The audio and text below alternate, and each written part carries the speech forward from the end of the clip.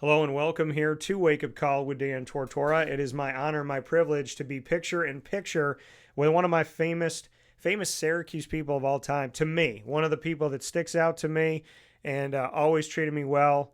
He is a friend above everything else I can write on this screen. And former Syracuse running back, number 34, Adonis Ameen-Moore, and part of that running back alum crew, part of the Brotherhood of Syracuse football.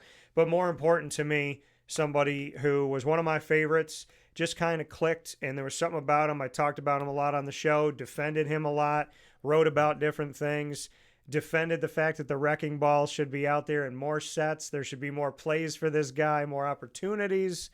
And something about Adonis just kind of hit home with me and connected me to him. And by the grace of God, it's been mutual, and our friendship has grown over the years. So it is my honor and my privilege to welcome a friend to the broadcast and somebody who it's always good to see. So, Adonis, how are you? And good, brother, man. That's a great intro. I appreciate that, man. Like you said, you always rode for me even back in the day. And like you said, from our interviews definitely became a friendship, and I always appreciate you, man. So it's an honor to be here to see the growth that you've done and the hard work you put into this, man. It's pretty awesome to see the beginning to now where you're at now, man. It's awesome. No, and I appreciate that. And celebrating 21 years here in November of 2024, 21 years of broadcasting. And I feel like I'm just getting into it.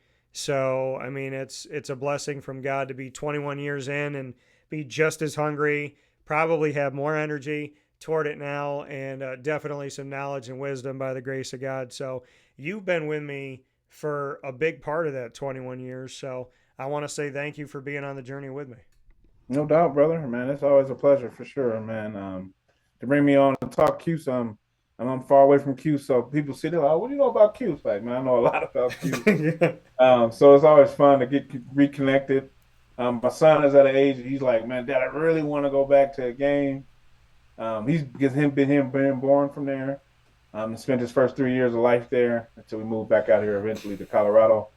But it's awesome, man. So anytime I get to reconnect with the Cuse family and the Cuse alum and the Cuse fans, is always awesome for sure. So I appreciate you that because you always keep that door open for me. Yeah, absolutely. And listen, it's easy to keep the door open for the wrecking ball. So, Adonis, I want to go back to those playing days. And you and I have talked about this before. I think the statute of limitations is over. You can't get in trouble from anybody. No coach can sit you. So, can we official say that you should have got the ball more and that there was really no reason why you weren't put out there more sets? Marrone would put you in there, kind of sneak you in there, do some things with you, little wrecking ball stuff going in, have you going as a decoy, have you going to just barrel forward. I remember one game you took care of the last few minutes of the game, just pushing the ball down the field to run the clock out. And then when Marrone left for the Buffalo Bills, Schaefer took over, the D coordinator. He brings in his staff, and you just kind of tapered away, and we really didn't see you at all. What are your thoughts on that? And can you agree with me publicly that you should have absolutely had the ball more? Yeah, I mean, obviously, as a running back, you're a competitive person. The high school I came from, it was a running back by committee. You had to prove yourself, so I had no problem with always competing. We had some great guys. Some of those guys are my best friends on the team in that running back room. But I definitely always felt like I should have played more. That move from when Coach Marrone left to go to the Bills, and then Coach Schaefer came in and brought his staff. That definitely hindered a little, especially for junior year. In retrospect, I always like, man, I should have redshirted that year, but I didn't. Just being the competitor that I was, like, man, I'll figure it out. So I had to reinvent myself from that junior year to then senior year. I got a little bit more playing time. Junior year was like more special teams and playing fullback. So it was a growing experience. I would like to say I probably sometimes I didn't seize the opportunities that I probably could have, and just trying to be honest maybe, and trying to always at that time. Now I have 10 years or so from since then, so it's always a little bit of both things. It was a new idea. They were coming in, new coaches, trying to change the system a little bit. So it comes with the territory a little bit. You know what I mean? So I'm not upset about it I know my faults, and I know there are some faults on the staff and whatnot, and it's, I can't even say faults, it's just their vision of what they endured and wanted to do. So, what I mean? I definitely wish I could have had more opportunities. I feel like I tried to seize the opportunities I did have. But yeah, I was always on a short leash with me. So that was always a difficult thing, especially even with Coach Marrone. The Coach Marrone thing liked about Coach Marrone was he kept us all on short leashes. Like you had one, you messed up or something, you had to like dig yourself back out of that hole. I love Coach Smith, I love Coach Schaefer, Coach McDonald, all those guys, but yeah, I feel like I was always on a shorter leash. It is what it is, though. That's nothing that I can really be upset about at the end of the day, because they gave me opportunities. Sometimes I seized them, sometimes I didn't. But it is what it is. You know what I mean? I definitely feel like I should have got the ball. To answer your question, overly, I definitely always wish I got the ball more. I was a running back. I wasn't a guy who could just go in and get a couple carries and make a difference. I was a bruiser. My difference became the more flow I got, the more time I got that ball. And offense we ran, it just wasn't that type of environment, and that was just the reality of the situation as well. Yeah, because I mean, I've even spoken with Jerome Smith about it, and I was like, when Jerome finished, I thought it was going to be you and Prince Tyson Gully, and like you said, you just described what a lot of running backs describe, which is rhythm. So Right. you got to get in there, and like you said, I'm a bruiser, right? If you bring me in for a play and I get 3 yards or -1 yard, or I get 10 yards, I get that, like, let me, and in that game where Marrone lets you run the game out, it was like, that was one of the games where I was like, this is what he does. I mean, look at what he's doing. 4 Yeah. yards, 6 yards, 3 yards, 5, like, just keep 7 yards. And you just kept pushing and pushing. So, to that effect, if we had seen Adonis Ameen-Moore get 15 carries a game, 20 carries a game, what do you think that would have looked like if you had the opportunity to really work your pace, work your play, work the offensive line angles if you had more time? Man, it's always something to wonder about. I try not to speculate too much, but it would definitely have been fun. You know what I mean? And at the end of the day, it was just being a teammate. You wanted to be there to help the team. That junior year, we actually was after Marrone leaving, and that's co-winning the Big East, which I had a pretty decent role in, and I was definitely confident about and happy about. And until that junior year, we went 6-6, and not really having a role. And then in my senior year, really just having a rough year. I think I went on like 3 games, and just the biggest part was just wanting to help the team out. And I always felt like I could, and just wasn't always felt like I wasn't always given that opportunity too. Because I kind of wanted to do different things, and you got young guys in, and coaches are trying to recruit and do all that stuff. And we were some of the older guys Yeah. who Wheatley brought in, and that's just a part of the college game. It was a lot different now, obviously, with transfer portal and everything else. But that was just a game back then, and so to say what could have happened is always hard to say. I think I would have definitely succeeded a little bit better, especially after getting the motion of really getting, especially after coming off that junior year, not really. I've had to play like fullback most of the year, and then senior year coming back playing running back.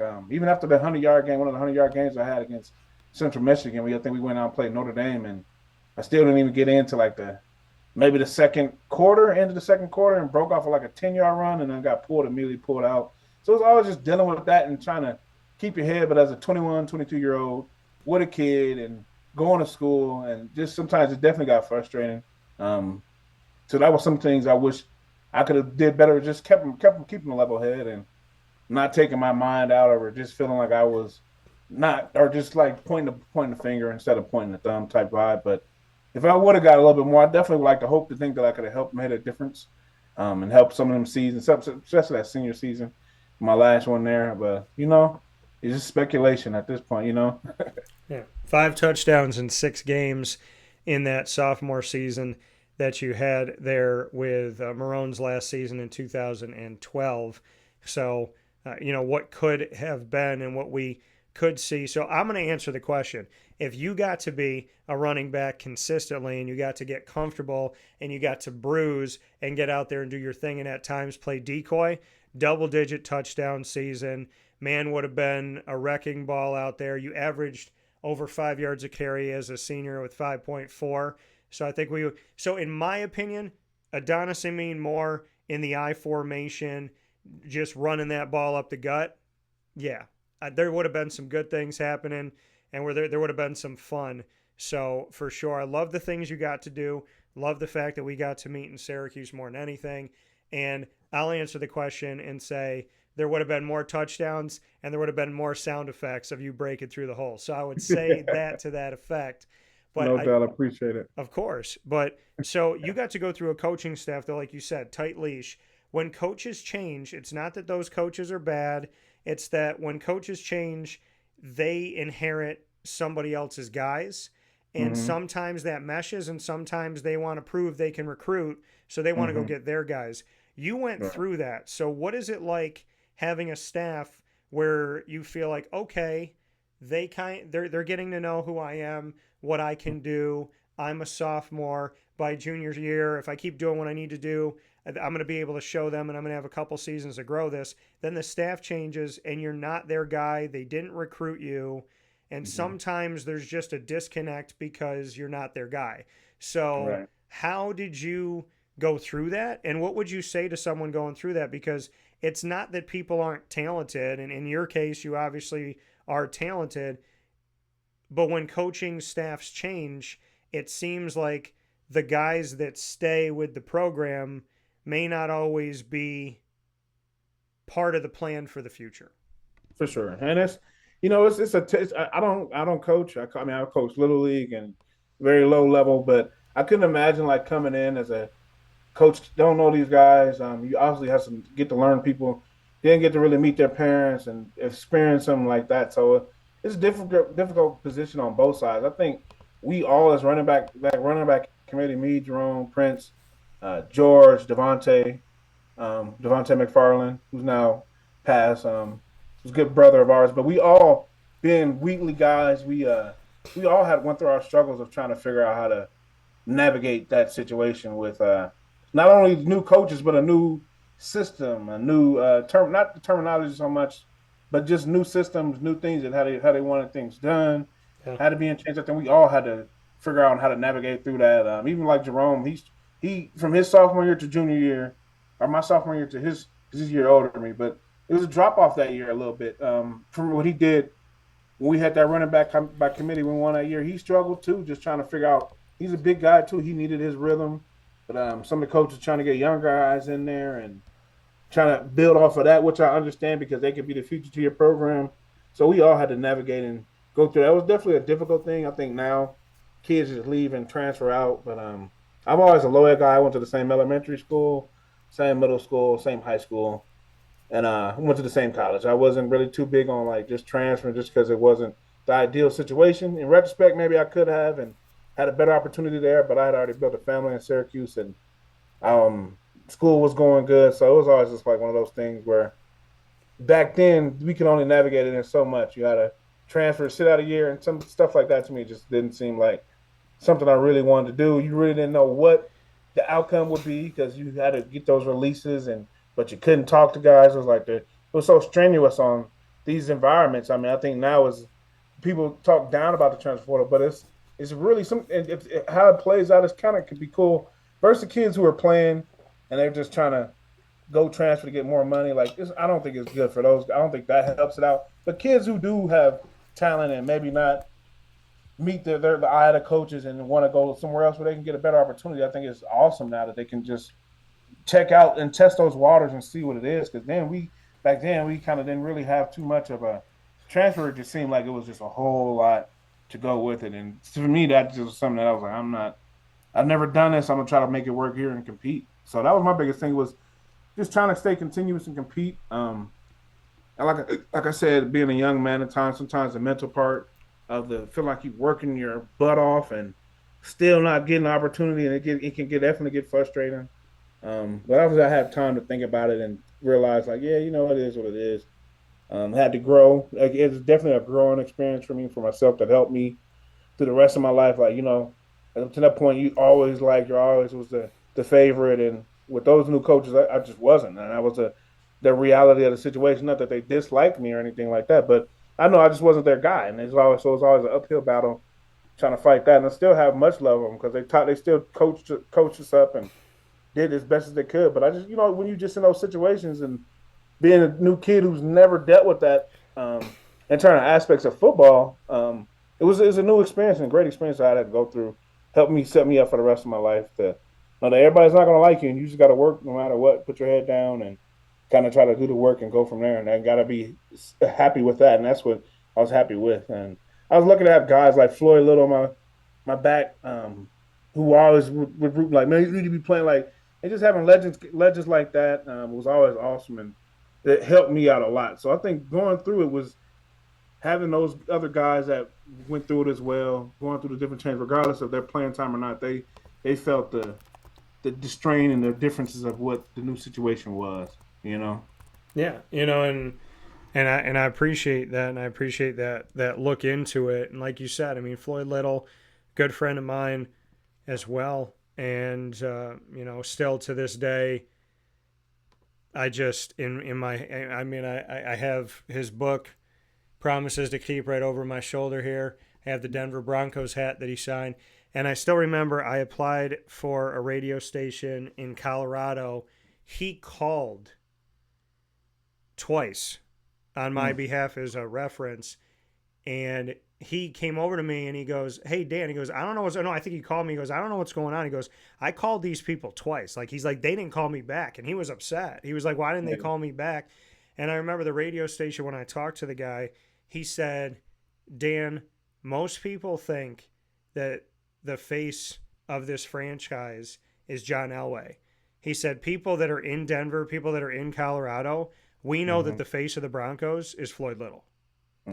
And that always meant, you know, so much to me, and, you know, just everything that he's done. So when you have a legend like that, that was not only in the building, but was talking to you, Adonis, and you hear Floyd Little say, you know, you should be playing, you should be out there. What did that mean to you, the faith that Floyd Little has in you, knowing how good of a man he is and always will be, as well as the fact that he is etched in the history of the greatest running backs ever at Syracuse, and that he has history back in your home state of Colorado? Exactly. Yeah, it was definitely something that was truly like a blessing. Being from Denver, I'm a diehard Bronco fan, so I always knew Floyd, and just to know his story. And he came back my freshman year, so I got to know him. My head coach was who does the play-by-play for the Broncos, Dave Logan, who's a legend out here, who Floyd knew obviously very well. So it was just like a great mix, and to have him have my back through those 4 years and have somebody I can go talk to was tremendously like awesome. It's something I can't ever really think of it, and it kind of he was so close and so cool. You kind of forget his stature of who he was and the player he was, and as long as the man he was, it was sometimes you kind of forget, and like now you like I say, you get time and reflect. He's obviously no longer here with us, but you reflect on those times and those moments in his office, talking to him like, man, like how blessed I was to have that. Because that definitely helped out a lot. It always made me feel like, okay, I can't do this. I can't stay here. I can't prove that I can play and do that and do things like that. So it was a truly a tremendous thing, a biggest thing. Like it's almost from like my dad's always been my best friend. But obviously my dad was always biased, so hearing his word was like it was just as strong sometimes to know my dad be like, man, you got this, you can do it. But having somebody else who really didn't have to owe that to me by no means at all was always completely was awesome. He was a great man, a great mentor, and just all around just great guy. So it was something I can't ever forget, and I will never forget. Is his words he gave to me and his information and sharing and his taking the time out to talk to me and things like that. It was truly a blessing. Coming from Denver, being a diehard Bronco fan, knowing Floyd Little's story, then getting to meet him and have this real life as a kid, this legend, and then have this relationship personally with this larger than life person when you were growing up. Bring me into that, like how you go from being a little kid growing up in Denver, being a Bronco fan, learning about Floyd Little and his story, and then getting to count him as a friend, as a mentor. Yeah. How life changing and kind of surreal has that been in your life to go, you know, I'm 5 years old and oh my gosh, Floyd Little, and then you're walking through the same hallways at Syracuse University and Floyd's got his arm on you going, Adonis, I believe in you. Yeah, for sure. Man, it was definitely something different. Something I can't. It was something. It was a surreal moment. Like, man, it's like sometimes in life you go through stuff and you don't really realize opportunity or what's in front of you, what you have. And sometimes I felt like that. Sometimes I didn't because I was like, man, I'll try to hone in on it and try to talk to him and just get information from him and just have him there as a friend. But it was definitely something being a kid from here. Obviously, I grew up in the Terrell Davis era, so that was always my number one dog. But it wasn't till I had a cousin that was from Syracuse, born and raised, who was a huge Syracuse fan. And when I started getting recruited by Syracuse, I always, you grow up, you know about Floyd, but you knew like the bow legs and all that stuff. I didn't really know much about Syracuse being all the way out here on the West. Didn't know much about it. I remember seeing them on the dome Saturday morning, like Greg Paulus and those guys. Like, oh man, they playing the dome. That's pretty cool. Like stuff like that. So then when I really got kind of wrapped into I'm going to Syracuse, really start learning the story, the movie, the Express that came out right when I was in high school, and just started doing my research. I was actually able to then realize, like, oh man, this guy, that guy that always showed back in the day wearing 44 for the Broncos, he was really that guy. Like, and it was so then when I go to Syracuse and then he comes there the same year and just open heart, like, hey man, you know Dave, and we just kind of hit it off from there, man. It was definitely an experience that I can't. It's like one of those out of body experiences, like to have a hero like that, just be willing to talk to you, give you information, and just treat you just like a person at the end of the day, and not be a guy you thinking it's like, oh, I'm on this pedestal and I got to do this and I got to do that. He's a gold jacket guy, and you wouldn't know. He was just such a great man. So it was one of those things where it definitely felt just like, wow, like definitely like after the years of reflecting, like, man, I really got to know this man and I was around this man, and this man gave me confidence when sometimes I really didn't have the confidence. And just that alone was just a tremendous uplift for me, is to have somebody who's partial, who's pretty much, objective to the situation, really have my back and really think I could and try to encourage me to, like, man, you can do this. At the end of the day, it was like I said, it was an awesome feeling. He was always there for me. He always there giving the bend the ear and talk to me and give me just that encouragement that I needed sometimes, especially being far away from home. A phone call is different, but having somebody face to face with you is a little bit different. And he always is there for me for that. And I gotta say, I don't know if you know this, but when I started my company, when I went off on my own at 26, I talked to my mom, my dad, my G mama, my mom's mom, my grandma on my mom's side, and I talked to Floyd. Right. And my first time in Floyd's office, we talked for 2 hours. I recorded 45 minutes of it, and I tell people the other hour and 15 was even better. And we were just talking, and I remember I went in there, and I was at a crossroads. I had a lot of things on my mind. I had a lot of emotion weighing on it, and just spiritual and physically and mentally, just like trying to figure this out. And Floyd was on the phone, and he looked at me, and you know how he would be loud and then he'd get quiet. Mm-hmm. And yeah. And he looked at me and he was like, damn. He's like, you got this aura around you. And he's like, not everybody has it. He's like, not everybody has, like, you can see it. He goes, I can see it. He said, I can see it. He said, you're one of those, he's like, you're one of those people. He's like, you just know. He's like, you're going to be successful.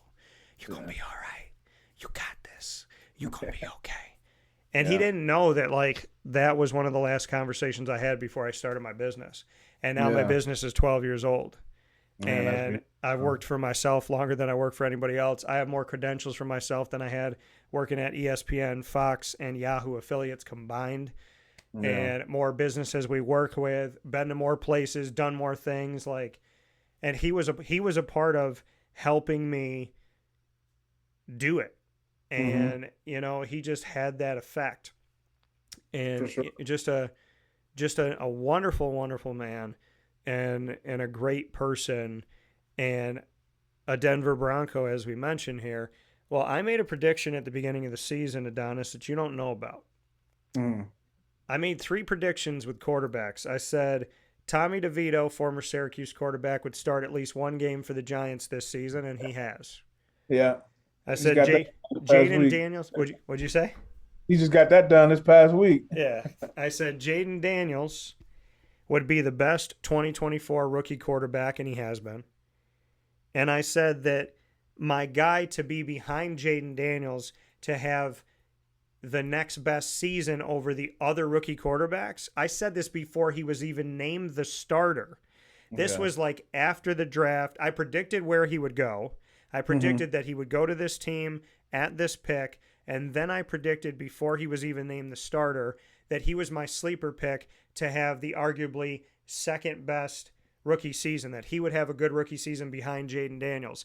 That quarterback that I predicted before he even became a starter, Bo Nix. Who knows, but hey, man, he's out here killing. He got his fans happy for the future a little bit. I wasn't a guy who was terribly against Russell. I think that first year with obviously Nathaniel Hackett, everybody likes to talk about, and that was definitely a struggle that whole year for sure. As a fan, it was tough to see. As a friend of having Nathaniel Hackett be my former coach, it was hard to see that as well. Like, man, I wish the best for the guy. I got to reconnect with Coach Wheatley. Went up to the facility one time.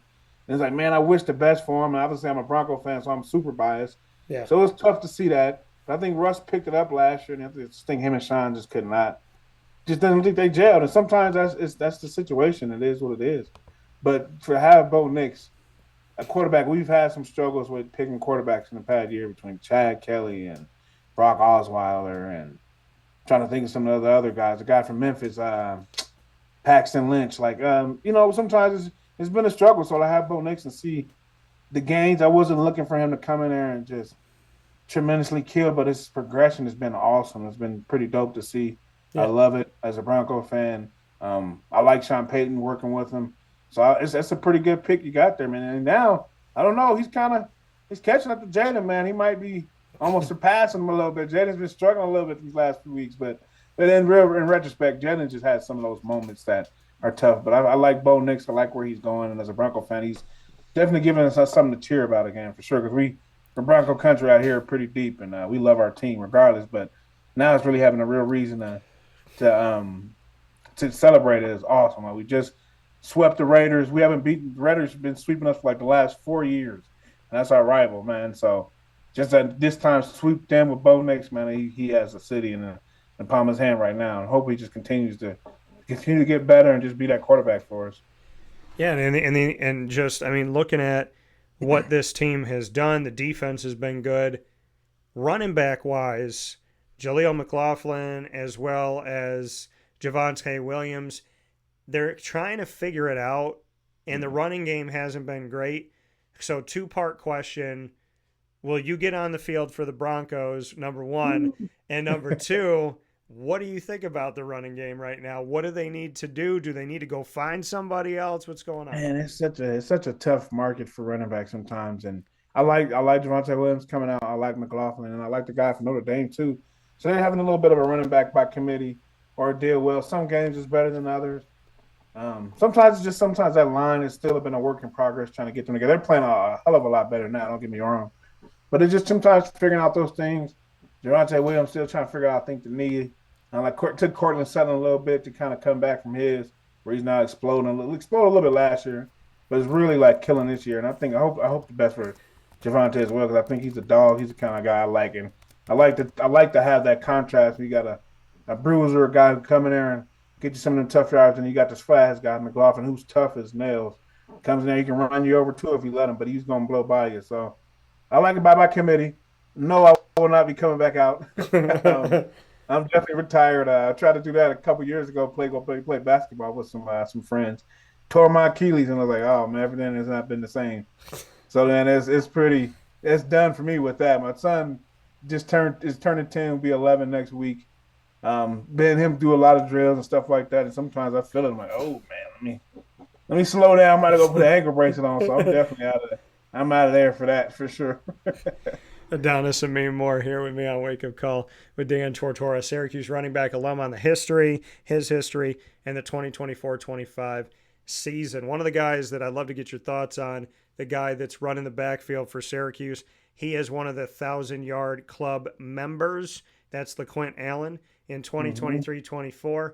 245 carries, 1,064 yards, 8 rushing touchdowns, 4.3 yards a carry. This season, he's averaging over 4 yards a carry. First double-digit touchdown season running the ball. and over 800 yards this season, as well as the fact that here in 2024-25, he grabbed enough receptions to pass Antwon Bailey as the top running back in Syracuse Orange football history for career receptions. Yeah, So I've your seen that. thoughts on LeQuint Allen blocking, LeQuint Allen out of the backfield being a guy that could catch the ball, as well as a guy who we've seen get over 1,000 yards last season, and this season has been a massive impact and responsible for multiple games going in Syracuse's favor because, quite simply, he just wouldn't let people take him down. Oh, man. I want to first speak on that surpassing Antwon Bailey, that was my OG. When I was a freshman, he was my senior. They had me room with him on all our trips, so I got to learn get to meet and learn about Twan, and he always was there for me, giving me the knowledge and just being that what you think is an OG player, teammate who's trying to help you succeed, man. So the utmost respect for that, him surpassing. I know how hard Antwon worked and how hard of a worker he is. So, man, that was pretty crazy to see. I wish Twan could have kept his thing, but to have it no better be than Mr. Allen. I call him Mr. Allen around here. Like, that guy is he's just the ultimate dog. You can tell he has such a control in that offense in terms of, I don't know how much he talks or not, but I know he's definitely a guy that says, watch how I play, and we go from there, man. Like, regardless of he's having a game where he can't get no yards, he's going to keep dogging, and he's going to figure it out, man. I love that dude, man. He is a baller for sure. It's going to be sad to see him leave. I'm sure he's probably going to be heading out and whatnot, but, man, it's been a joy to see him grow. And you see through the years, you see the little trickling of it, him coming in there and doing things. I think with Sean Tucker there for sure, who's another dog who's killing in the league. Was a 3-4 guy like me, so I always love Sean too. But I think Mr. Allen is out there killing, and it's awesome to see Coach Brown and how they're incorporating this offense. So they're throwing it, they're slinging that thing, but they still have that rough and tugger because that dude, that number one back there, is going to give it to him regardless. And what can you say? I mean, they started off the season throwing a lot, and I'm sitting there in like game 3, 4, 5 saying they need to run the ball. I want to see them run this ball. And then, you see him against UNLV just won't go down, and keeps pulling toward the end zone. You got a back who has over 800 yards rushing, and you got Kyle McCord, who's led the nation in multiple categories this season. He's been number one, or he's been in the top 4 in categories. Number one quarterback in yardage. He's above Cam Ward of Miami. He's above Jackson Dart of Ole Miss. He's above Carson Beck of Georgia, and so on and so forth. So when you got a quarterback in Kyle McCord leading the nation in passing yards, and he just passed Ryan Nassib for the most single-season passing yards in Syracuse history. That was another teammate of mine. What'd you say? Which was another teammate of mine. I was our quarterback. That year we won that Big East, and I know how hard Ryan Nassib worked too, man. That dude was he stayed in the weight room. You wouldn't even know. He was like, you think he almost built like a linebacker, because sling that thing, it was tough as nails too. So that was pretty cool to see that happen as well. It was like, man, wish Ryan could have had it, kept it, but to see how these guys are playing, and records are meant to be broken, so you couldn't be more happy to actually witness and see these guys break those records, especially when you were there to see the record be broken back in the day. It was pretty awesome to see. Yeah, I mean, so like you said, I mean, you got to be a part of Antwon Bailey setting the record for career receptions for a running back, now passed by LeQuint Allen Jr. You got to be there to see Ryan Nassib and what he did in single-season passing yards, and now that's been passed by Kyle McCord. When you have a quarterback leading the nation in passing yards for 134 FBS football programs in NCAA Division 1A, and you got a running back that is pushing toward getting 1,000 yards in the backfield, what does that say about Syracuse's offense, that you got a quarterback leading the country in passing yards, and you still have a running back with double-digit touchdowns who still has an opportunity for 1,000 yards?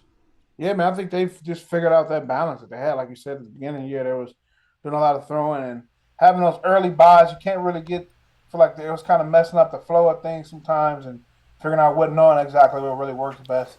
But they definitely shown that they have a balance, and I think these coaches have it on lock. I'm hoping the best for Coach Brown. I love what he's doing. I know he's bringing like a lot of alum guys back. and it's super awesome to see how hard they competing, man. Not that Coach Babers, they weren't doing that. They're obviously doing that with Coach Babers too, but to see Coach Brown, it definitely feel like it's a different element when you got a guy that's on that East Coast that those East Coast kids can really understand and relate to is pretty cool. So I think they just show that they got a balance. They know how to figure it out, man. I'm very happy and hopeful for the future that these coaches will bring. I'm gonna be sad to lose these players, but I think they've been playing their butts off for the Orange, man, without a doubt. You mentioned a few different things. I want to go with one of the things that you said because I want to bring it up before. You wore number 34 at Syracuse. Sean Tucker also did. I asked him about 44 in his last season, just kind of his thoughts on it. And he said to me flat out, he was like, I don't want it. Like, I don't want to wear it. If they offered it to me, I would say no. He said, I think I'm doing a good job with number 34. I think I'm doing a good job making some history like this. So he said, like 44, whatever, that's great, but I don't want it. I want to kind of pave my own with this number. You wore number 34. So Sean Tucker, another record breaker, all the things that he did, including passing Joe Morris as well as Jim Brown and Ernie Davis and everybody on that list for most single season rushing yards. He does it with the number 34 jersey. What's it like to see Sean Tucker do it with the jersey that you wore, and then to see him now in the NFL wearing number 44 for the Tampa Bay Bucks and killing it out there and having an awesome time? Yeah, man, it was also obviously awesome. Like I still have some of my sweatshirts that have 3-4 on it, so I was like, man, yeah, I like this guy.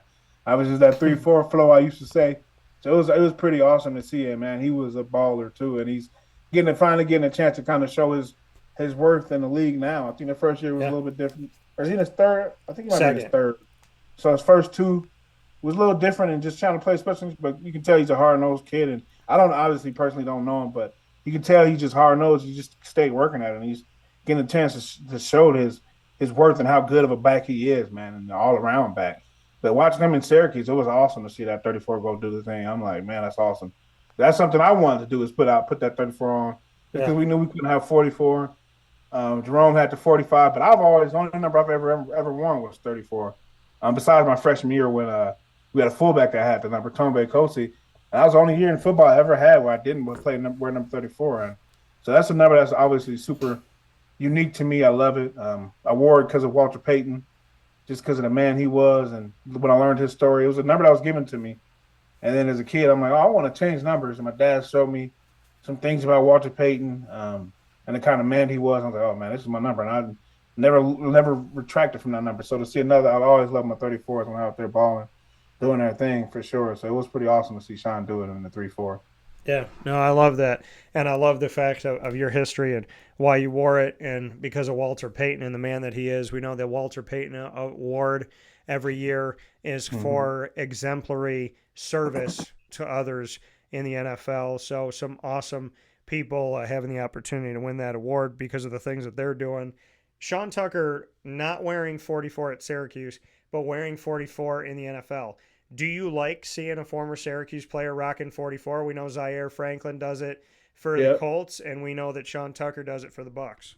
I think it's super awesome. Zaire was a teammate of mine too. I love that dude, man. He was a man, came in as a true freshman and just balled and did his thing and is still at the league doing his thing. He's always been a leader. So to see them rocking that 44 is a super unique thing. Like, man, that's dope because we come from that. When you get tuned into that Syracuse love, man, it's hard to get out of it for sure. And when you get indoctrinated and you love it, man, like that 44 means a lot to all of us. I have it on some of my cleats that I'm looking at right in front of me that we wore back in the day. And it's just something that we take to heart. So to see them, they take it to the NFL and not only wear it, but they excel and ball at it with wearing it and just keep putting on when people see their name. Are they from Syracuse? That 44 it just continues to ring them bells for that number and how important that number is to us out there. Should they unretire it? And if they do, so do you think they should unretire it first? And then secondly, if you do think they should, what should be the rule in how a running back gets to wear it? Yeah, man, I think it's something. It's been so long. I think they should just leave it alone and just keep it retired. If they do eventually bring it out, I think where it seems like I got kind of lost in the shuffle is they were just giving it to kids. I think it needs to be something that a kid has to earn for sure. Not, I wouldn't say they were just giving it to kids, but it was definitely, I'm sure they used it as a recruiting tool. And some people, that pressure may not have resulted in what it was before, but I think it's something to change that idea. It's like even Syracuse with the 22, you know what I mean, with lacrosse. I think it's just something you just got to show and earn. And if you've shown that, regardless of what you're looking at, they can do that and have just different criteria to GPA, how much you're playing, how much you're working, how much of a leader you are to that team. I think would be something that could be definitely something cool. And it's definitely, you put it out that the fans understand that, hey, this is not saying he's the Ernie Davis for Floyd Little, but this is what we're embodying in this number. And this is the kind of leader we want that number to have, because that's ultimately what those guys were leaders. They just happen to excel on the football field as well in the classroom. So I think if you have some criteria like that, you could open it up. It definitely could be used as a recruiting tool, but sometimes that can get lost in the shuffle when you're doing stuff like that. And it puts a lot of pressure on kids. I can only imagine when that's the only number you see in the stands. You know what I mean? So yeah, it's something that I just being from there, I'm like, I love it that it was always in the Raptors.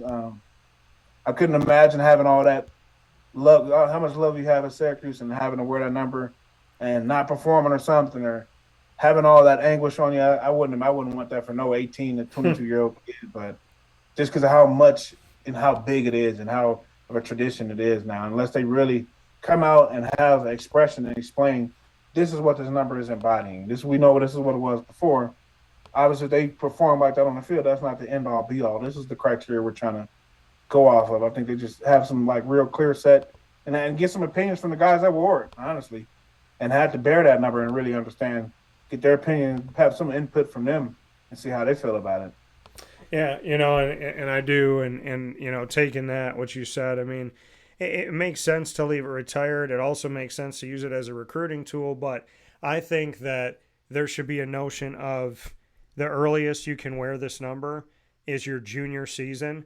If you prove as a student and as an athlete that you're doing it in the classroom, you're doing it in service to the community, and you're doing it as an athlete, then in your junior year, we can decide if we want to, but you don't get it as a freshman. You got to prove yourself in school. You got to prove yourself in the community. You got to prove yourself on the field. If you do all of those things, then we can look at it. Yeah, something like that, exactly. And I was thinking sophomore year, but junior is even better because, man, that's when you really indoctrinate in and where the system that you're in, and you kind of know the ropes and you're kind of showing what you're going to be from there. So, yeah, I think I like the junior year idea as well, but I think it's definitely should be along those lines. It shouldn't be given to any freshman at all. I'm definitely in agreement with that one for sure. And that's what I was saying, is I don't think no freshman should get it. It should be somebody you come in and you're proving yourself, and then we kind of can move forward from there. And it also helps to, in the case of Fran, it helps him to maybe hold on to somebody, right, in this transfer portal, to say, keep working at what you're working at. You're getting closer to this. There's an opportunity for you to wear this here if you keep doing what you're doing. So I like that. They're not just giving it to him right off the bat. Before we let you go here, Adonis, here on Wake Up Call with Dan Tortora, where sports meets life, talking about his time at Syracuse and the connection to history as well as what's happening this season, and so many cool connections like Ryan Nassib to Kyle McCord, Zaire Franklin that we're talking about, as well as wearing the same number as Sean Tucker, and then being teammates with Antwon Bailey and speaking on LeQuint Allen Jr. Fran Brown, you mentioned him. What do you like about what he's doing, about his connection to the alumni with the program? When you look at the whole picture of who Fran Brown is, his faith in God, helping the community, caring about people, being an honest person is what I've heard consistently, building relationships, wanting to see people succeed, and being really honest and open about things. Just when you look at the total package for Fran Brown, who will have a winning season in his first season at Syracuse and first ever season as a head coach, what are your thoughts on Mr. Brown? Man, I hope he stays. So I know in today's age, these coaches do so well, and they get obviously other opportunities to go other places. But man, I know that guy. I know he's going to be a recruiter. He just seems like an all-around. Obviously, I have not met him personally, but from teammates, I know he has the doors open for you to come back to the campus and experience. And that just means a lot as an alum to have that opportunity to come back and show your family, like, hey, this is where I did a lot of blood, sweat, and tears, and have that open ability on terms of that side as an alum. But as a fan, it just, as you can tell, he's a guy that he wraps that arm around them players, and you can talk to them, and you can meet them where they're at and meet them at the level that they're at. And they obviously have a lot of respect for him and love him. He got a quarterback who's known him since he was a kid, who then left from Ohio State to come there, regardless of what happened there. Yeah. He still left that school that he was starting at to come there. And it shows how much of a relationship guy he is. And that means so much when these kids are 18 and 22, maybe 23, 24 now, because all these years they get. But it means a lot, man. And you can see that they want to play for this guy. And I just hope he can continue success. I think he's a great coach, man. I think he sounds like he's even a better man from all the words and things I hear, man. I can't be more happy with it. He's an East Coast guy. I think it's something that's super big out there. Yeah. Because we had that experience with Coach Marrone. He's an East Coast guy. He knows how it is out there, and we had some success with him there. So I love the fact that he's an East Coast guy. He knows where to go, knows where the places are, knows how to communicate and talk to folks. I love it. So my biggest thing, I just hope he stays for a long time, for sure. Bring us back. Are you trying to get back up here and get to be around the team? Man, without a doubt, my son he's been now is his second year playing football. He's a huge lacrosse player. He's been playing that since he was kindergarten. We just got back from a trip in California 2 weeks ago that he did pretty well. He actually got honors for his age group. So he hears so much about. People see me switch to lacrosse games, and they talk to Nate the history of Syracuse lacrosse. And they talk about the football, and so he definitely wants to go back. It's always difficult because he started playing football, and it's always those years with the games happened then. We were going to try to make it to the Las Vegas game, but it being a Friday night and he had a game the next day, it was just like, that's too tough. But I want to bring him back to Cuse. I think we're just going to have to buckle down and just do it in the summer and maybe try to figure out a time we can do it. But I definitely want to get back out there. It's been about 10 since 2018 was the last time I was in Syracuse, so I definitely it's been a minute. I haven't been to a game since then as well. So I definitely want to get back in that dome and see Coach Hicks, see some of those guys around them buildings and stuff like that. So hopefully be coming up soon. See you as well, man. I'll definitely hit you up.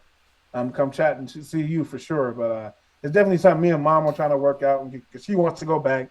But having 4 kids, just had a baby. Yeah. Our fourth, who's 6 months, be 7 months next week. Is always trying to figure out, and all the kids are in sports and they have their things that they're doing. Just trying to get schedules together to do it is just the most difficult part in everything.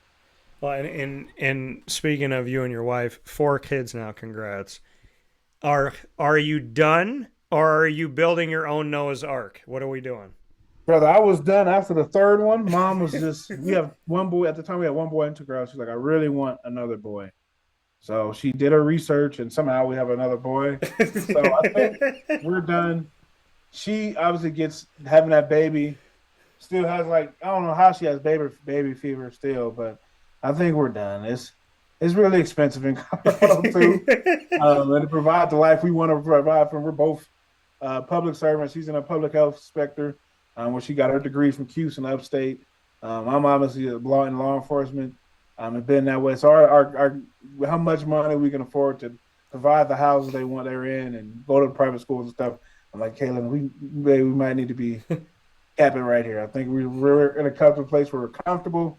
We're not struggling. We can do things like go to California and do the traveling with the sports and things like that. It's like, I don't think let's add another kid because daycare is $2,000 a month nowadays. So, man, it is wild. So I think just in that fact alone, I think we'll be done for sure. But if they more come, if God feels that we need more in the world, more Ameen-Moores, then it is what it is. I'm gonna take them and love them all as well. But as far as me, who has no control, obviously, I'm done.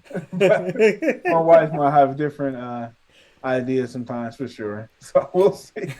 You said she did her research. She wanted another boy, and she got one. So what type of magic was she, was it like, Man, if you do it no at this idea. time in the month, or if it's at she was looking at a lot of I want to say Asian, I don't want to say not mysteries, but Asian type time of the month, like when a boy is supposed to ovulate sooner, and did a lot of research with that. And somehow figured out she has a friend who she's still close with up in Syracuse who she talks to all the time, who did the same research that she wanted a girl and try to do all that stuff. So I don't know how it happened. I just reaped the benefits. I'm a Libra, so my scale is equal now. I got 2 boys and 2 girls. So Yeah. for me, I love that. It's awesome for me. I get to keep the balance. So I don't know how much research she did or what she did, or Yeah. I know it's different type of horoscopes and ovulation things that she was looking into and ended up making it happen. So She just looks at you and she go, Adonis, I did all my research. You got between 12:45 and 1:45 today. literally, that's kind of how it happened for sure. So, I And mean, we did something we never done before. We didn't find out the gender till she had him. So oh, okay. yeah, we were literally like, she's pushed him out, and I see the little thing. I'm like, oh snap! Like it actually worked. So the whole year I'm a little bit of pessimistic. So I was like, I think it's gonna be another girl. And she's like, no, I know it's a boy. And then so for it to happen out, I was happy. She was happy. I just wanted a healthy baby at the end of the day because I love my girls. They're my world for me for sure, as well as my son. Just to see him, he's been my oldest and how he's grown, and realizing like, man, I had that guy is living in my single apartment in UV as a junior and senior, to see how much he's grown, and not only as a in height wise, he's already like 5'5", 10 years old, but how much he's grown as just a person, and he embodies everything that I didn't do. He is a school person. He reads. I'm trying to get him to be a doctor. He thinks the law, but he has the brain for it. He's just an awesome kid, man. We couldn't be more happy just to have those struggles we had in Syracuse, where I'm having 6 a.m. workouts and he's crying all night, and just to sometimes when you didn't think you're gonna make it, and to see how successful he's growing, and it's pretty awesome to see. And it's been a fun ride for sure. And that's the only times that gets us. Be like, man, well, we do kind of do okay when we get them. So, that's always in the background. And be like, maybe we can have another, but no, I'm done. I am done for sure. You're very fertile, Mr. Adonis. So. Man. Oh man. Well, my wife, all our kids are perfectly 3 or 4 years apart. So okay, we'll see in a couple more years. And she says they're accidents, but I don't know. It's too much mathing for me. Yeah, I want to say you were 34 and they're 3 to 4 years apart. So exactly. I just too much mathing in there, right? I feel like God was just saying the whole time, you're gonna wear 34, and I'm gonna make it make sense later on in your life. Oh man, it's awesome. Yeah. Hey, with the granddad and stuff, so it's great to have family out here, and we get a chance. She's from the East Coast, Northern Virginia. Get a chance to see them. Her parents were just out here a few weeks ago, hung out and stayed with us for a little bit. So it's always awesome. It's a great time. I talk stuff about it, but it is truly a blessing, and it's beautiful because there's folks in the world that can't. It's hard. They want kids and can't do it, and I'm fortunately enough, I haven't had those experiences, but they are a joy. They're my world. They was just yelling at me, "Good night, Daddy." Like I said, we all have a little stomach bug, so we've been laid up. We were catching them up with Cobra Kai. We started that this week because they've been out of school, just to kind of put them on. I like showing them the old stuff. So we watched the original Karate Kids, and like, well, y'all know it's a show now. So today being perfect day, they got to sit and watch TV all day, which does not happen around here too often, where they could just watch TV all day. So they were pretty happy and pretty stoked about that. Yeah, and it's awesome. And, I couldn't be happier for somebody who's such a good person. So with that being said, I want to jump into rapid fire, put us both on the hot seat. You get to ask me a question first. You get to start it off. But beyond everything else, as someone who has always wanted to have a family, I just want to say I'm so happy that God has been good to you, with your wife, with your kids, and I pray that always continues. For sure, brother. And I hope the best for you too, Dan. And I just know you're like one of those guys, man. You're a workaholic. Like you're like my dad. My dad is a workaholic. That guy just works. That's all he knows. And I know that's where you're coming from. But I know you're gonna find somebody for sure that's willing to understand and know who you are, man. And I hope the best for you, for sure. And that'll happen for you, Dan. Because you're, like I said, you're an awesome dude. You always had my back in the day, and I know. With your own kid, they're gonna get that times 100,000. So I know you'll be a great father, man. So I definitely hope that for you, and whoever the lucky lady is to have you on her arm, man, she's gonna be fortunate to know that she got a hard working dude that does not quit. So I hope the best for you too. But I definitely appreciate that, though, Dan, for sure. Well, and thank you for those words as well. It's as much as I work, I always make time for the people that I care about. So Yeah. you are, you're right about your words about, the type of dad I want to be and the type of husband I want to be. And I appreciate those kind sentiments. And I look forward to the day I get to call you and tell you that. No I'm doubt. gonna have her call you. I'm gonna have Yeah. her call you, and There she we can go. tell you. No So, doubt. so what's your No question doubt, for me? brother. What'd you say? I said no doubt, brother, for sure. All right, what's your question for me? Man, my biggest question is me and my wife now having like we're trying to figure out ways that we can entrepreneur. I minored in it a little bit in Syracuse. What has been your biggest struggle if struggle, maybe a two-parter, Okay. your biggest struggle as well as your biggest accomplishment you felt that has made you and put you in the place that you're in now is being your own, having your own business and creating that and getting that exposure and getting people to buy into you. And I remember when you got that Caravel, like the ice cream spot out, I was like, oh man, that's super awesome. And you just started little things like that. After you got the pizza spot after that. It was like, oh man.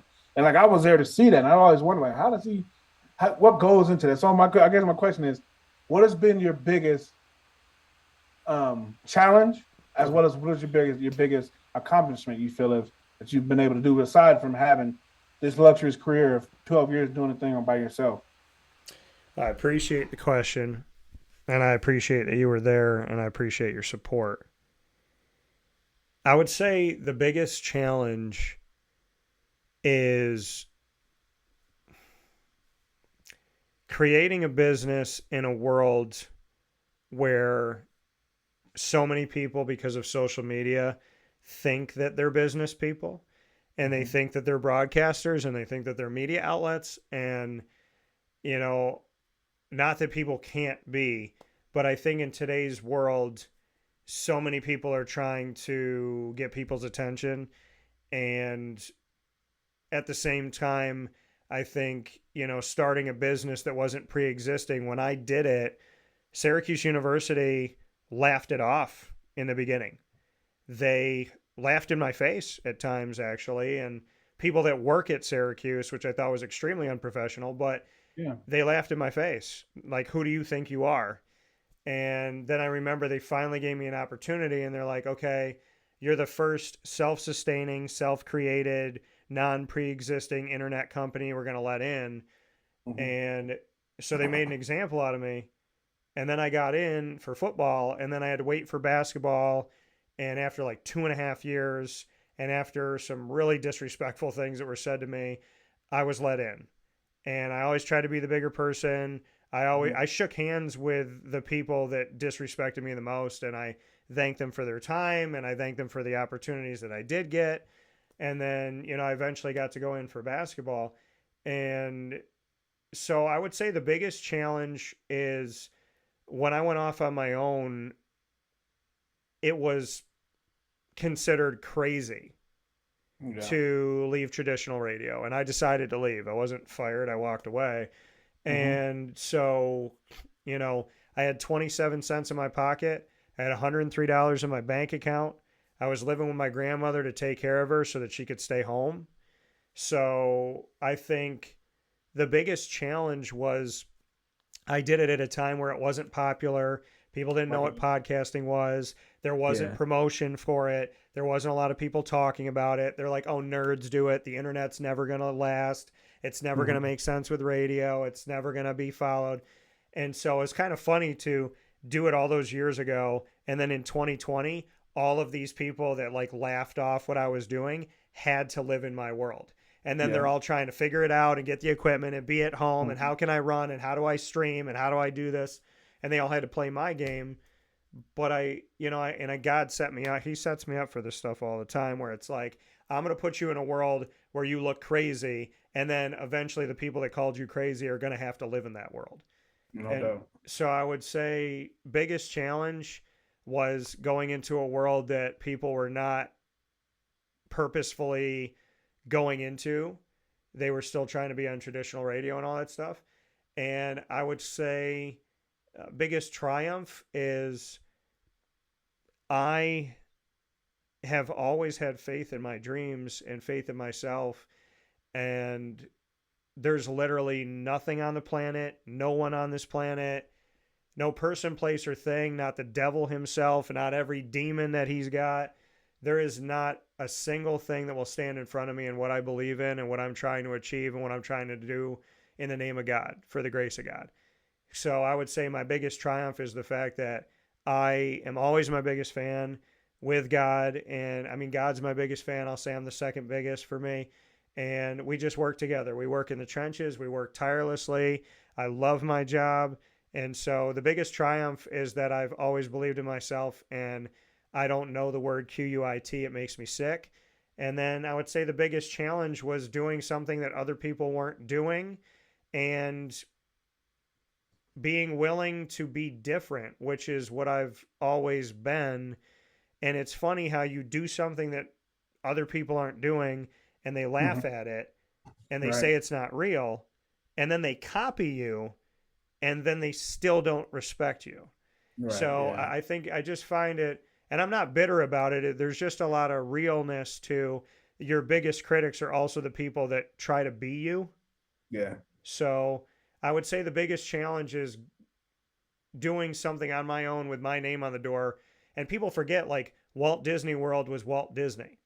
You know, I mean, people forget that there's a lot of people that put their names on the doors, and you might not see it as much now because they're trying to drown it out with this and that. But Dan Tortora Broadcast Media, I chose to put my name in my business, and I did that because I was like, I believe in myself. I'm going to make this name what I want to make it. And so, I mean, to me, Walt Disney was considered crazy. He heard no hundreds of times. It was never going to work to have an amusement park all year around.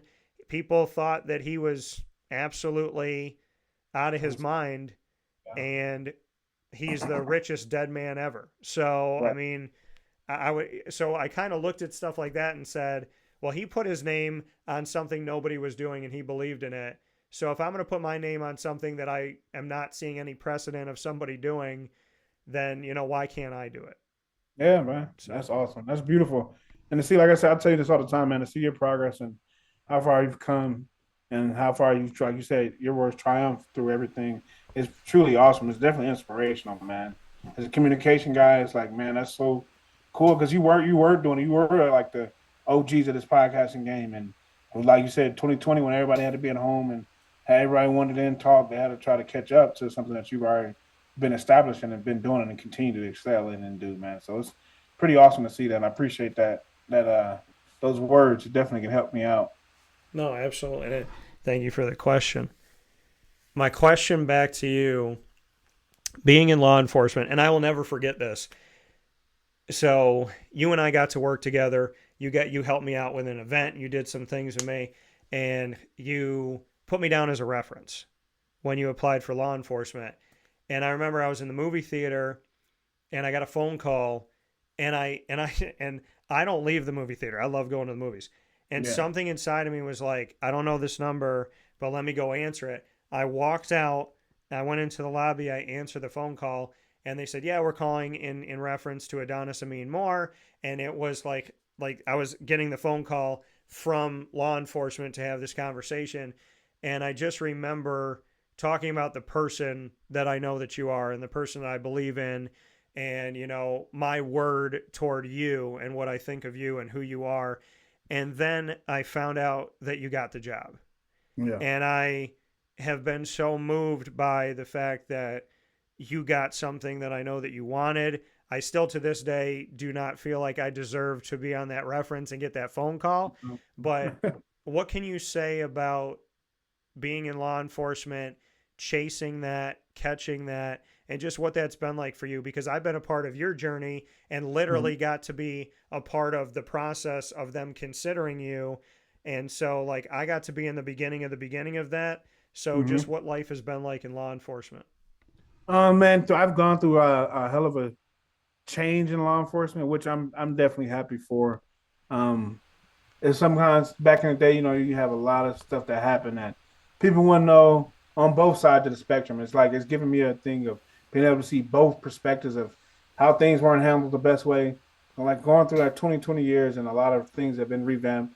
It's been definitely something that's been difficult. A lot of people that left the industry. Have some new folks come in and kind of almost only be there for 6 years and almost be like a vet just because Yeah. so many people. It's been so much turnover. You know what I mean? Going on my 7th year, but and having like where I'm went from at the bottom of the role or bid or because I'm at my number, I'm just so low in seniority to being at the top is like, man, it's crazy because we had a lot of guys leave that had been there 15, 20, 30 years and it was like, and I was like how everybody was. It's like you stayed in it, you kind of did it, to then have the turnover and change and just have to adapt to the new policies and adapt to the new things of how we police. It's something that's obviously I love how the direction of it. I hate sometimes how the direction of maybe how society treats it and everything else. But I think is being held accountable and for your actions. I think it's something that's super tremendous, and I think it also shows that not all cops are bad. So I love the opportunity to have like body cam footage and always having to make sure you have that going so you can see so people can see both perspectives of situations because it's so much sometimes one person's on one side of it, another person's on the other side, and nobody ever wants to meet in the middle. Yeah. So me being a black man, I'm obviously have to be in the middle because I always have a history of black folks and dealing with law enforcement, and there's a history there, and having to acknowledge that and also recognize, well, sometimes there's two sides of it. That side could not have been doing what they're supposed to be doing. The other side could not have been doing what they're supposed to be doing. So it's had to force me to have to be that way. But as a person, I've always been a person who wanted to serve my community. When I finished Syracuse and didn't have to try with the Raiders and finished that, and I started working in human services up there in New York for Hillside, and it was a great opportunity as a human service. So I've always been, as well as been a substitute teacher, moved out here, did the same thing, and became a dean. So I've always had that nick to want to serve my community. I love it. So it's something I love the partnership that I have with the community.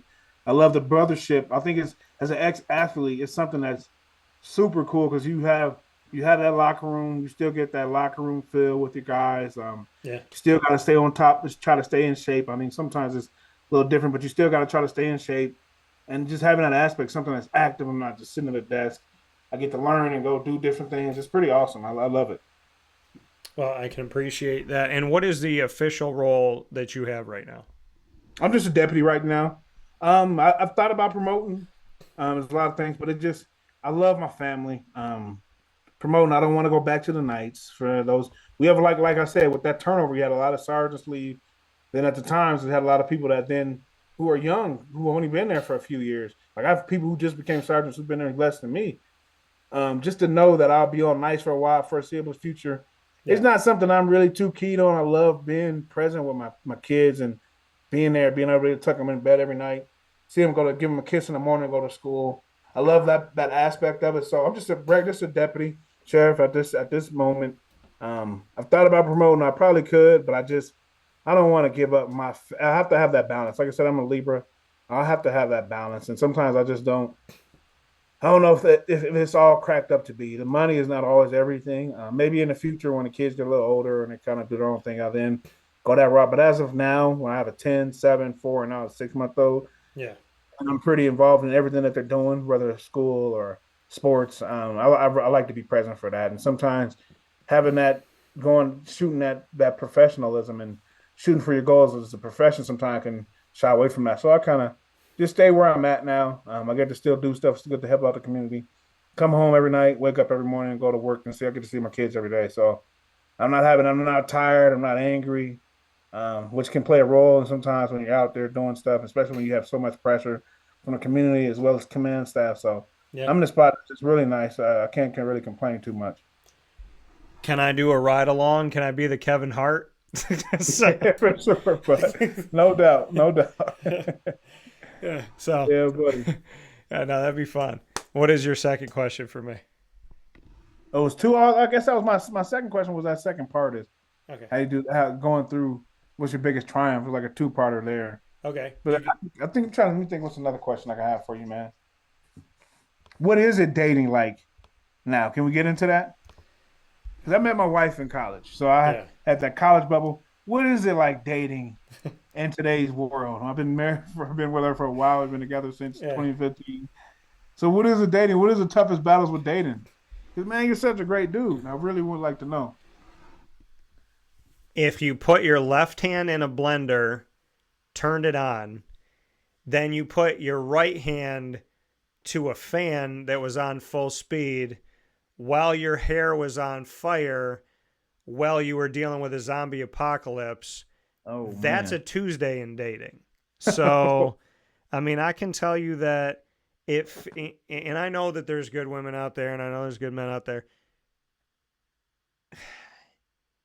A guy like me is not your dating app guy. I'm Okay. not your like grocery store shopping for people type of guy. And what I found in dating is women have lists and women have things that they want. And you feel like you're going on a job interview. And then there's Mm. like points that you have to do. So it's almost like trying to score a touchdown in a game is like you'll get 7 yards and then they'll tell you you need to get three more. Then you get three more and you get a first down. So then that first down is like the conversation that leads to the meeting. And then you meet No. each other and Yeah. it's good. Now you got to get another first down. But like you got to try and get all the way down the field to the end zone that so you can start date. I mean, it's confusing. It's exhausting. There's a lot of time wasting. There's a lot of mixed signals. There's a lot of things that don't make sense. There's a lot of trying to figure stuff out. I am a simple guy. Hmm. I I like to just I would like to just find somebody who appreciates a man who's honest and true. And that's the other part of it too. And you know this about me, Adonis, but I can't be a jerk. I can't play games. I can't be fake. I can't Yeah. make a woman chase me and be mysterious. I'm not going to disrespect her. I'm not going to like not, make her think this and then do this to her. I'm not going to flirt with her best friend and her sister. Like there's all these things like you meet these women and I finally said this to the last woman I talked to. I said, "You know what? I've been fighting this my whole life, but nice guys and nice girls do finish last, and I'm going to tell you why." Yeah. And I can't take credit for it because I saw a woman say this and it was sad, but it's true. By the time that a man or a woman meets a nice person, they have allowed all of these other people to abuse them, to take advantage of them, to go after them physically, to go after their money, to go after whatever. So by the time they finally meet a good person, they don't believe you exist. And they're so hell bent on the red flags they didn't see that they will Yeah. make anything you say and do a red flag just to go on to the next person. So I feel like dating nowadays, people cut people off without knowing who they are. They are jaded because of what's happened to them. And when you hear somebody say, "I gave 5 years to this lunatic, but they won't Mm. give you like 5 weeks," Right. and That's like so how is dating now? It makes me feel like I have Captain America syndrome, like I was born when dating was good. Then I crashed and got frozen, and they thawed me out in the 21st century with these yeah. maniacs. So I don't. Yeah. I know that there's good women out there. I know my buddies have found some, but I will tell you this, Adonis. I am positive. I am hopeful in God. I know He will guide me toward where I'm supposed to be and guard me from where I'm not. And I always say, "Your will over my want," so that I don't go down the wrong road. But if I had a nickel for every time I thought it was good and it ended up not being good, or every time I thought this was a good sign and then it wasn't, I am Mhm. so exhausted with the effort and the energy and the time and just not ever knowing where their head's at. And then Yeah. everything's good. And then they turn a corner and they miss you. And then 3 days later, they want nothing to do with you. I'm just, honestly, the woman that's going to get me is the woman that just says hello and is not afraid to kind of start the conversation, because I am very, very exhausted of knocking on the door and doing all the work. And if I hear one more woman say, "I want a man to take charge, and I want a man to do this and a man to do that," I just want to look at those women and say, "You know what? We're tired. We want a place to rest our head. We want a safe place to land." I mean, I told a woman, "I want a woman who's got my back, who protects me." And she said, "Well, I want to be feminine. And like, I want my man to be the protector." I said, "I'm not saying there's a knock at the door and I make you go downstairs. I'm saying I want a woman who's got my back, who protects me, because what man wants to get in a relationship where he protects his woman but she doesn't have his back? Exactly. So Nobody. so I don't know how to describe dating other than the fact that to a man or a woman that tries to be good, believe in God. I've had a ton of women be disinterested in me because I believe in God. Yeah. So, Wow. I mean, women say they want a good man, but I would say if I was playing cards against that woman, I would call her bluff. Because if you want a good man, stop spending so much time with the crappy ones. And when I come along, you're so quick to like check out on me because you think I'm going to do something. Like, Right. so it's hard, Adonis. It's really hard. And I know God's got a plan, but you know, it's exhausting at this point because you just get to a point where you just don't want to keep knocking on doors, and you want somebody to treat you like you have value, because I treat Yeah. everybody like they have value. And so to me it's exhausting to have women tell you how valued they are and how they need to be valued, but I've yet to find a woman that's going to give me that value. Right. Yeah. You know, Man. treat me with that respect. Like I get told about everything they want, and I'm sure women get told by men and all that stuff, but it would just be nice for a woman to be like, I value you, I see you, and I'm not gonna be stupid enough to throw you into this world and let some woman have you. You know, Right. it would just be nice for a woman to value me the way that I have valued women throughout my life. I hear that, brother. I hear So that. Yeah. I always ask my single friends, especially ones that are. I have friends who I know are low down and not really worth a quarter. But I have friends like yourself who are great dudes, and I always just wonder, like, man, what is it like dating out here? Because through social media yeah, and everything going on, it's like, how are you single? And I have these conversations, and I realize, like, man, yeah, because everybody has to just have somebody, especially, you know what I mean? We all want that too, and I want that for you too. You know what I mean? So that's my question to ask. I know it's not a sports thing. I love how you brought it back to sports, yeah. um, but I appreciate that and that vulnerability. I know it's gonna work out for you though, man. I always have that's my biggest question. I always ask all my friends that are single is like, what is it like out here now? Because there's so much change and Yeah. attitude and social media and what you can and can't say, what you can joke about, what you can talk about.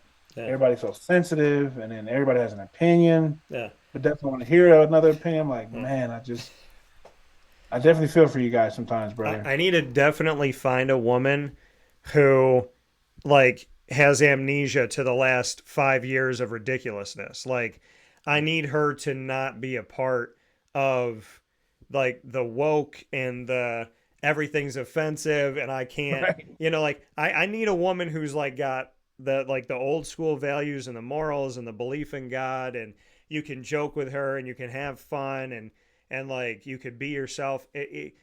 One of the most unattractive things is to, and I mean me, I haven't had a girlfriend in a very long time, and it's not because I didn't have the opportunity. It was Mm-hmm. because there wasn't any value in Right. continuing with these people, knowing that within like 1 to 4 dates there's going to be all of these issues and all Yeah. of these, I'm going to be defending myself. Like I would love it if people would just believe in God, be open to life, have morals and values, and to kind of and just let somebody be who they are. Like if you don't work out, you don't work out, but like let people be who they are. And Right. I don't have to agree with you, but this like culture of I'm offended by everything and everything makes me weak and triggered. It's like if these people existed during World War II, we would be speaking German. Like Man, for sure. the world needs to knock it off, and we need to get some tough love, and we need to Mhm. get back to Christ, and it's and just just really make life simple again. And so I'm hoping that we're on our way back to that, but I mean I'll die on the cross with Jesus every day, so if people don't like that about me, I don't care. No doubt, no doubt, man. My question to you is, what is your advice to me being a happily married man, I'm gonna flip it back to you.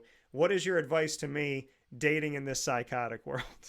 So, Man, that's the struggle. I think about like how could you where is a places to meet somebody and somebody that has some substance and can that's why I feel like it's a boast part is to figure out where are those people at? You know what I mean?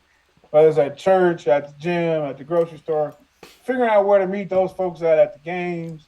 I think it's some of the biggest things and just knowing what you want and yeah, not like you sound like you're doing, not like folding to anything and just know what you want to know how you want to be treated is my biggest thing is marriage is definitely just as difficult.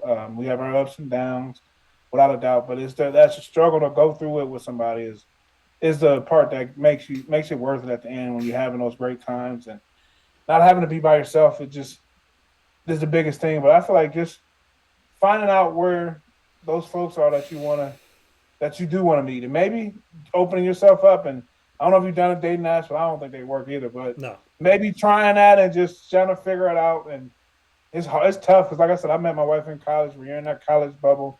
yeah, Never had to date in the real world, or you have to meet people and don't know what they're doing and things like that. So I can't speak on it too much, but I have faith in it that if you just stay who you are and don't change, somebody's going to be there for you for sure. And just figure it out and just know it's, I know you know what you want and just yeah, not giving up on that either. Not folding to the pressure of the society and having to be like, oh well, maybe let's you know what I mean. Just having those real characteristics that you go with and just tell somebody and value. You know what I mean? no.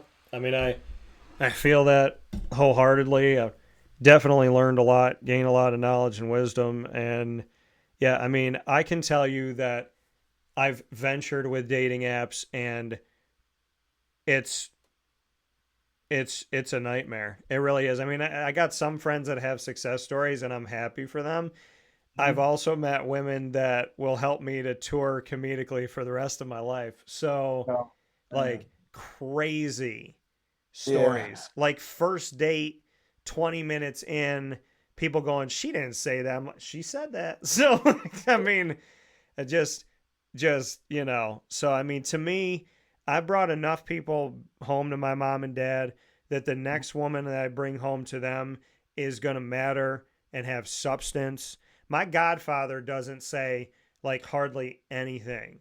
And my godfather, my Uncle Jimmy, he looked at me one day after I said, like, oh, this girl's not going to be coming. We broke up, whatever. He doesn't say anything. He looked right at me and he goes, hey, how about the next time you bring a woman around us, she actually has some substance? He's like, don't be bringing these people around anymore. The next woman you bring to us, make sure she's worth bringing to us. And I was just like, okay. And yeah, I haven't brought anybody to him since then. So, like, I feel like I'm doing a better job of weeding it out, but right. it's definitely, what did Rick Ross say? He said, she said, love is for free, just expensive to shop. So I agree with that. Yeah, man. Yeah. So, Definitely agree with that too, brother, for sure. yeah, Without a doubt. I tell people all the time, I'm like, if you're in that college bubble, and you got somebody special, hold on because you're gonna have this time period where you open the door and everybody's your age and everyone's together and you have all these excuses to talk to each other. And then you Yeah, go out into the real world and you got none of that. right. So, just make the most of it. I'm happy that you found it. I know that God has a plan for me, Without a and doubt, brother. you know, and I look forward. I look forward to it. I'm just, man, I'm so tired of all that That's nonsense. what I And hear from my other friends. Like, man, it's rough out here. oh, it's rough. And different places. Some's in Cali, some in Colorado, Texas. It's like it doesn't matter where you're at. And honestly, it's like, man, it still can be difficult. Yeah, because everybody wants to. I would tell people this before you date your next person. Get over the baggage that you have. Yeah. Okay, I'm going to put it to you like this: treat all your past relationships like luggage. Go home, Mm-hmm. unpack the bag, figure out where to put everything, and then go put your suitcase back in the closet and stop buying new suitcases and filling them. Go Right. home, unpack the suitcase, put the stuff away, and the next time you go to travel, make it be with somebody who is actually worth your time. No doubt. No doubt, brother, on that one for sure. That's what I would say. So shout out to Yeah. your wife, shout out to the Ameen-Moore family, and She has put up with me for sure. what'd you say?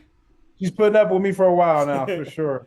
She So definitely needs a shout out. absolutely. And so shout out to her, shout out to the family, shout out to the kids. I do have to ask you this as a final note. Mhm. I have my wall of fame and I have all the way around me. I have stuff. There's nothing in the studio that doesn't have meaning. I put a couple jerseys up here behind me. I want to know, you and I have known each other for a while. I have outright publicly addressed how much I appreciate our friendship and Mhm. how I've openly defended you and will continue to do that. So, my question to you is, do I finally get to get Adonis Ameen-Moore something in my studio? I got you. I got you on the jersey, bud. I'll figure that out for sure. Okay. No Fair enough. doubt. We can work that out.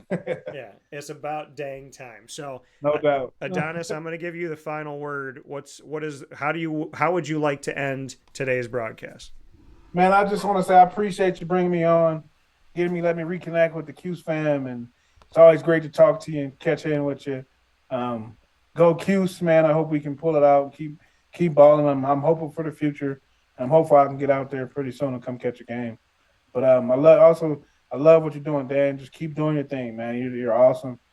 You're really killing it out here. You've been doing it for a while now, and like I said again, I appreciate you always finding me and reconnecting me with the Cuse fam and reconnecting with yourself and things like that. Well, I appreciate it. It's my honor, my privilege. It's people like yourself that remind me why I do what I do every day. So, Adonis Ameen-Moore, Syracuse running back alum, here on this Wake Up Call with Dan Tortora special, bidding you, as always, a wonderful day and God bless. No stress. Do your best. Thank you so much for being a part of the show. Thank you, Adonis. Of course, go Orange, brother.